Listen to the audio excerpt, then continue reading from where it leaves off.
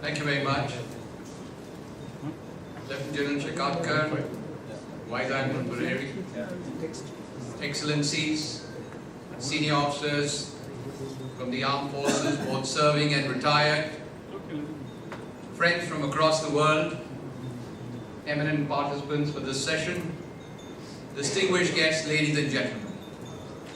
It is indeed a distinct honor for me to be present here for the first edition of the Sagar Discourse, which, as we have seen over the last 2 days, has covered a span of the entire maritime domain and is firmly anchored in the vision of our Honorable Prime Minister Shri Narendra Modi as Sagar, which is security and growth for all in the region.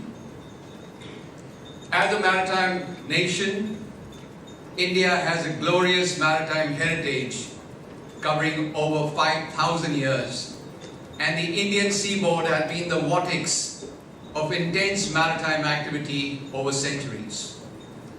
The Indus Valley civilization, which existed in the western part of the country, dates back to 3300 BC, and even today we have a dry dock at Lothal in Gujarat, which dates back to 2200 BC.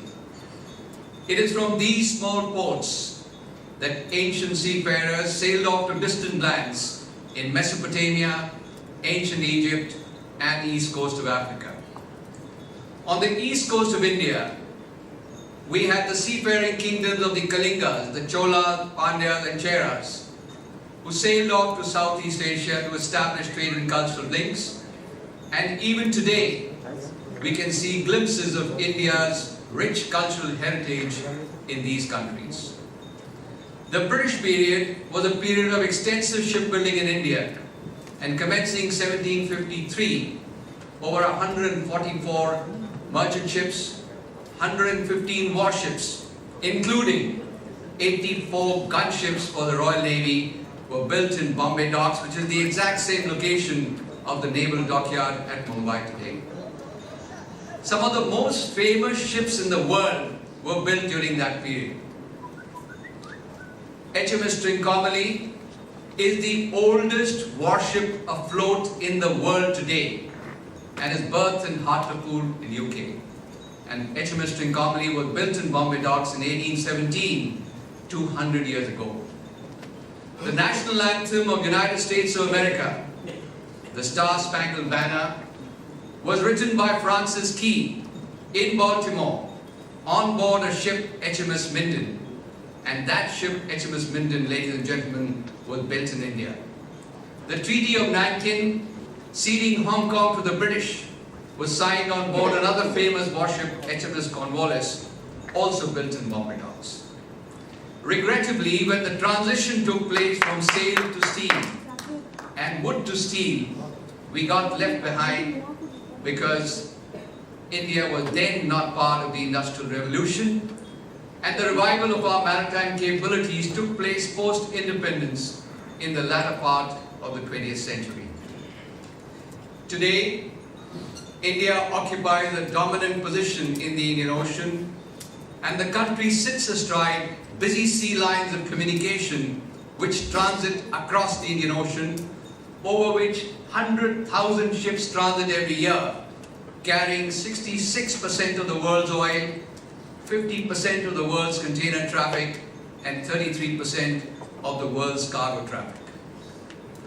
Our blue planet, the Earth, has a dominance of the maritime domain, with over 70% of the Earth's surface covered by water, nearly 80% of the world's population living within 200 nautical miles of the coast, and 90% of the world's trade transiting by sea.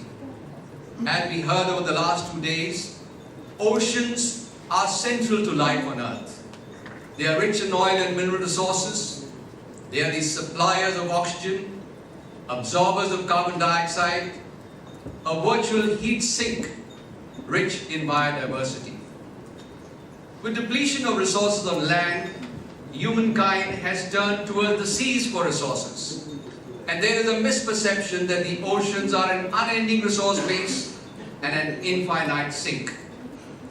nothing could be further away from reality. And over the past few decades, we have witnessed indiscriminate pollution of the oceans and contamination of the natural marine habitat, resulting in a detrimental impact of climate change in the oceans. Studies have indicated that nearly 80% of all pollutants in the ocean, as was also mentioned by Admiral Columbia yesterday, emanate from land. And if the current rate of pollution continues, in a few decades we will have more plastic in the ocean than fish. Something that was mentioned by the two ambassadors this morning and even yesterday.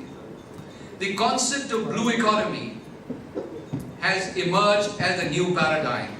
And I would like to define harnessing the blue economy as the economic development of our maritime interests by optimal utilization of resources with minimum impact on the environment and ensuring sustained development of the oceans.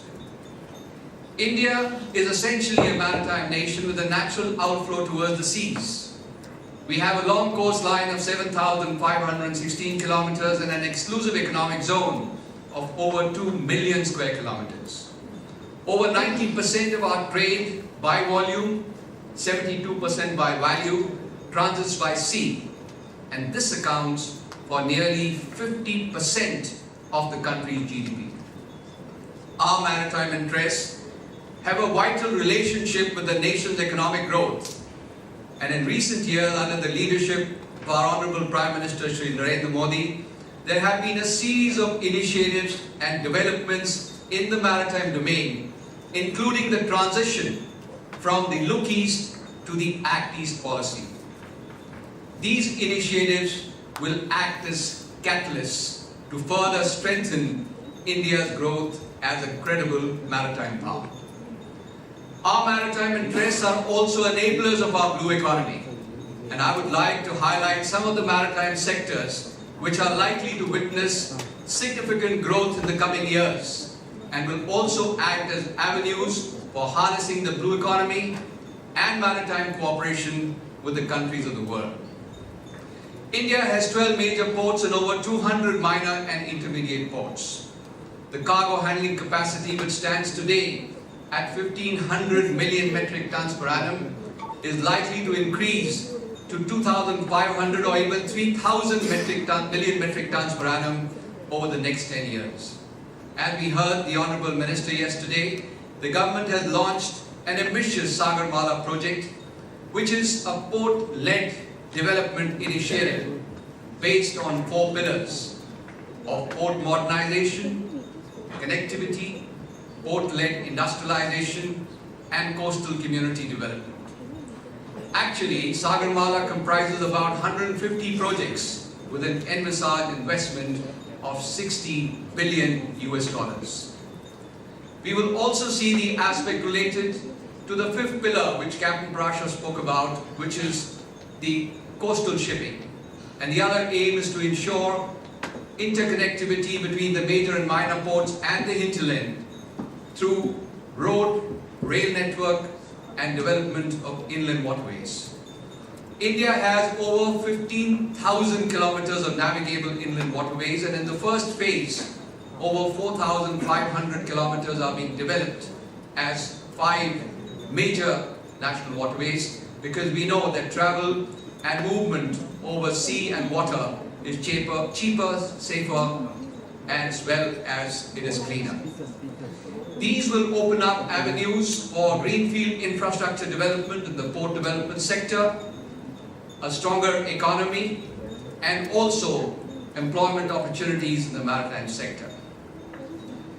India has a vibrant shipbuilding industry with over 27 shipyards, and recently the government has given a major boost to the shipbuilding industry by according it the special infrastructure status and also permitting 100% foreign direct investment into shipbuilding. An area I would like to specifically mention is that about warship building in India. For over 50 years now, our naval designers have designed and our indigenous shipyards have built ships for the Indian Navy, resulting in our transformation from a buyer's navy to a builder's navy. The blueprint for the future Indian Navy is firmly anchored on self-reliance and indigenization. And it's a matter of great pride, and it should make every Indian proud to learn that all the 40 ships and submarines under construction today are being built in Indian shipyards for public private. It is our endeavor to progressively increase the indigenous content so that future warships can be 100% made in India. This would open up avenues for joint venture partnerships in the shipbuilding sector and offer employment opportunities in shipbuilding. India has a thriving fishing industry with 250,000 fishing boats, 4 million active fishermen, 14 million part of the fishing community, and our annual catch is in the region of upwards of 10 million metric tons, which earns us $5.5 billion of foreign exchange on account of fisheries exports. But ladies and gentlemen, this is only scratching the surface, because 90% of fishing in Indian waters is restricted to coastal areas, whereas we have the entire 200 nautical miles of the exclusive economic zone to be exploited. There's hardly any fishing in deep Indian waters, and it is said that fish in deep Indian waters are dying of old age. This provides a unique opportunity for deep sea fishing projects, which will also result in coastal community development and provide employment in the fishing sector. India has about 1,300 islands and islets as part of the Andaman and Nicobar group in the Bay of Bengal and the Lakshadweep group in the Arabian Sea. The government has prepared a comprehensive island development plan taking into account aspects of security, economic sustenance, the environment preservation, social and cultural sustenance. The aim is to develop greenfield infrastructure projects and also controlled eco-tourism. This would open up a host of opportunities in marine tourism, in development of marinas and cruise tourism in India. The other sectors which are likely to witness growth include offshore oil and gas exploration, deep seabed mining, and renewable sources of ocean energy such as wave energy, tidal energy, and ocean thermal energy conversion. It can therefore be seen that we have an ocean of opportunities for economic development of our maritime interests.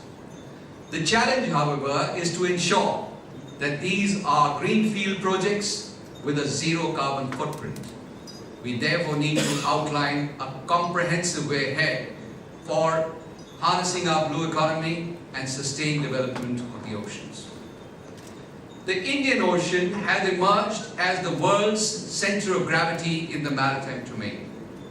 It is the third largest water body, spanning an area of 68.5 million square kilometers, and countries on the rim of the Indian Ocean are home to nearly 1/3 of humanity. The threats and challenges on the waters of the Indian Ocean are as wide and varied as they come. Who could have imagined that in the 21st century we would once again be grappling with pirates, or that the major threat in the maritime domain would be from asymmetric warfare and maritime terrorism? But that is the reality today, and the other challenges include arms trafficking, drugs smuggling, human trafficking, and poaching. Another threat on the waters of the Indian Ocean is that nearly 70% of all extreme climate conditions turn into natural disasters.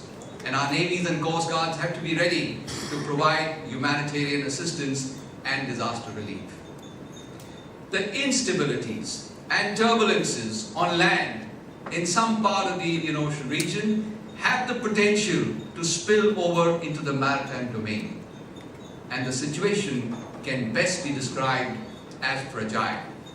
Consequently, over 120 warships from over 20 navies are always present in the Indian Ocean to safeguard their maritime interests.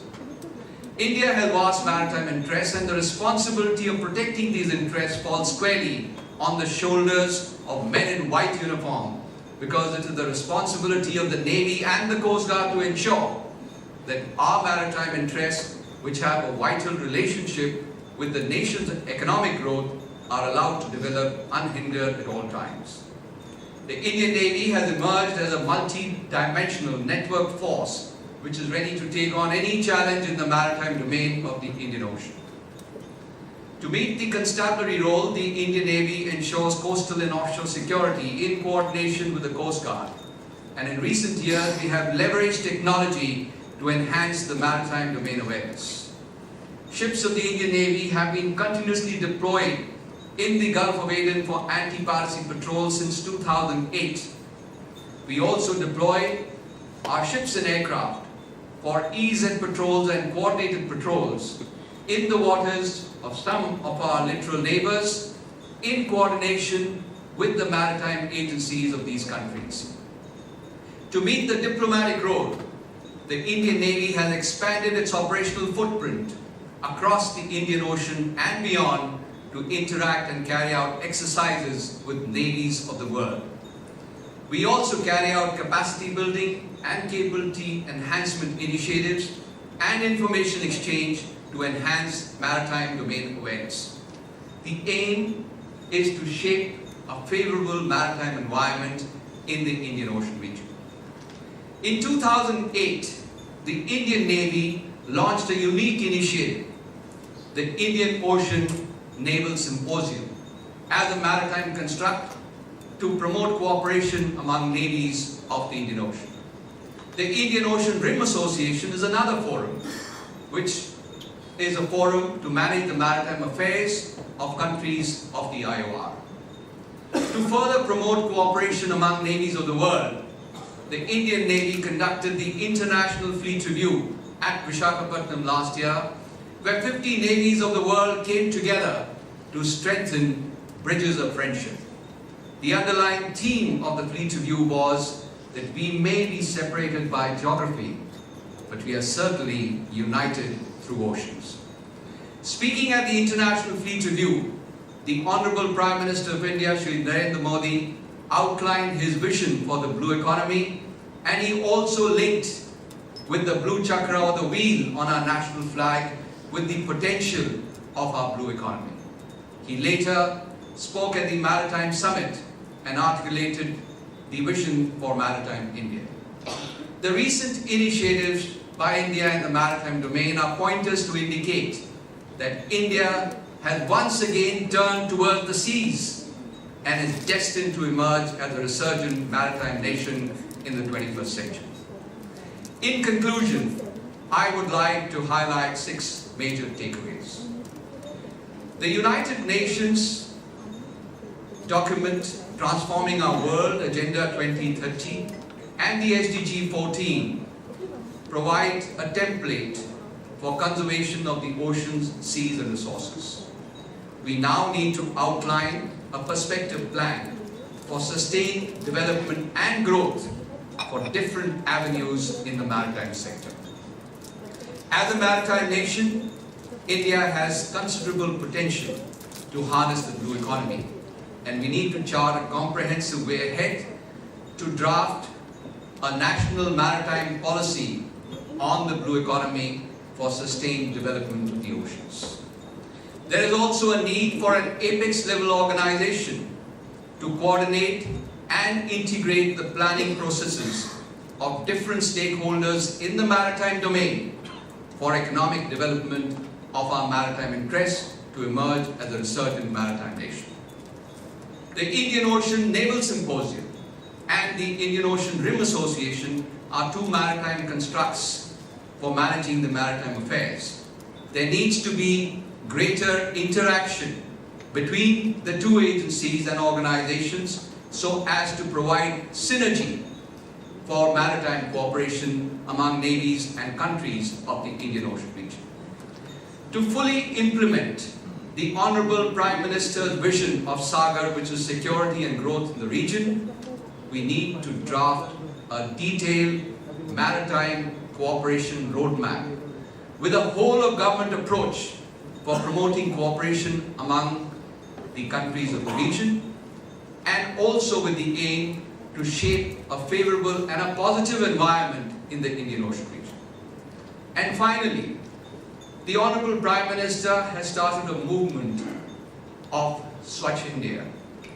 Today, I would like to recommend that we have a movement of Swachh Sagar, which is clean oceans.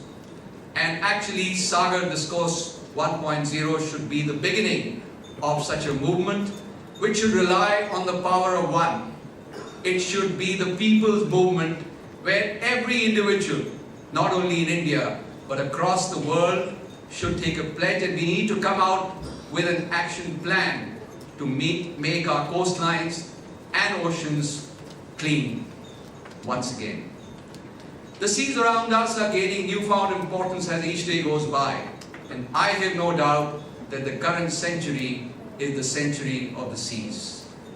I'm sure that the deliberations during this conference will throw up some suggestions for harnessing the blue economy, as well as for promoting cooperation among the nations of the world across the global commons. Thank you, and Jai Hind.